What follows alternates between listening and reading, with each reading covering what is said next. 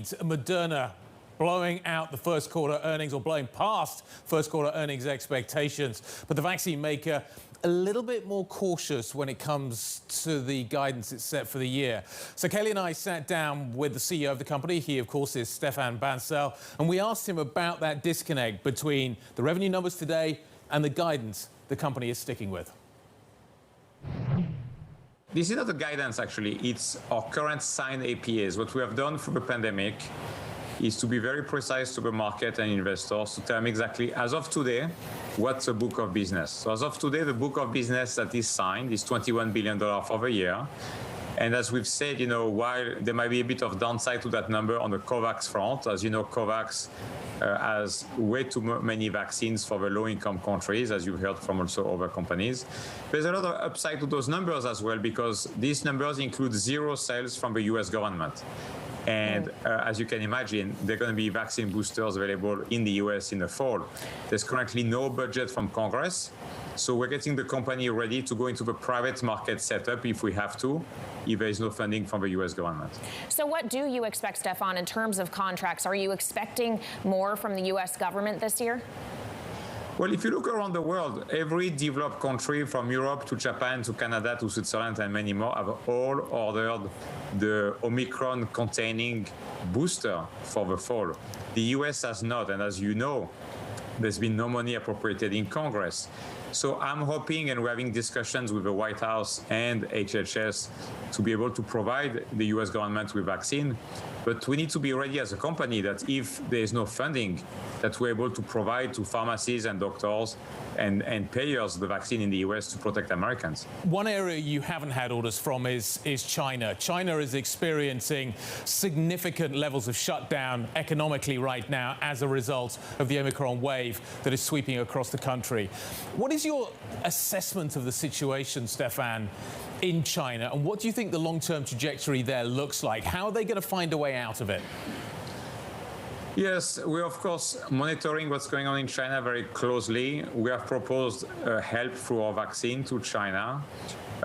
What we believe is, as you might remember, the data from the vaccines available there were not very strong back then for the old strain.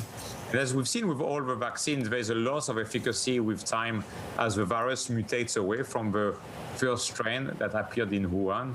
And so I think that until they really go into vaccination with higher efficacy vaccine, it's going to be very complicated. As you know, the virus, as it mutates, becomes more and more infectious. And so as we're seeing with Omicron, a lot of cases, and when you're going to see more and more variants coming, they're going to be just more and more infectious. They're not becoming less infectious. Stephane, if we could just talk about the way that the market has treated your company in the public markets to this point in the year. You're down 41% on a year-to-date basis. Where is the disconnect coming from between what you think you can deliver in the coming years and the question marks investors seem to have?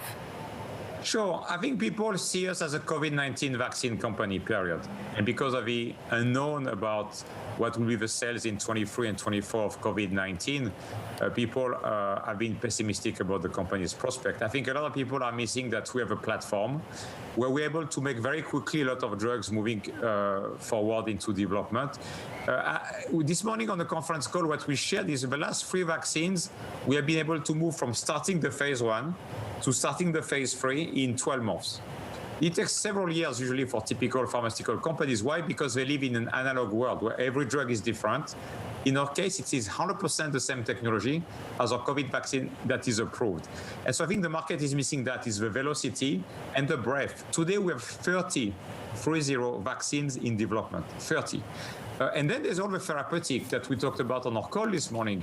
We are waiting data in rare genetic disease. We're waiting for data later this year in cancer. And I think if you just do a sum of the parts, all this is for free today. Okay, I just want to kind of pick up a little bit on what Kailey asked you as well and come at it from a different angle. You spent circa $600 million on buybacks in the first quarter and the stock went down. Stephane, was that the best use of resources? I'm very happy with those buybacks, and I believe that they're going to create, in the mid to long term, a lot of value for shareholders. As you might know, being the founding CEO, I own a lot of stock in the company. I'm very happy of those buyback. Every day I own a little bit more of Moderna, which is great. Where the company is going, based on what we just talked about, is we have this platform that the market is not appreciating. So buying stock at this price, I think, is going to create a lot of value for mid to long-term investors, not for people owning the stock for a few weeks, but for true investors. They'll be massively rewarded.